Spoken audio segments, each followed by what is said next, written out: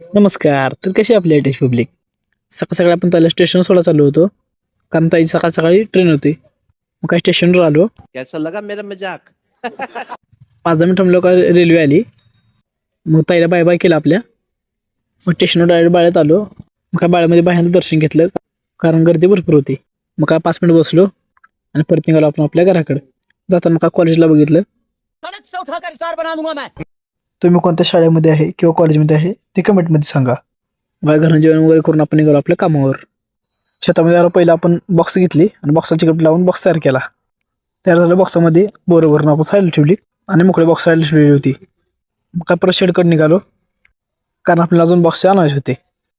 हे बॉक्स घेऊन निघालो आपण बोरीमध्ये. गव्हाला औषध मारत होतं त्यासाठी पाणी भरून ठेवलं.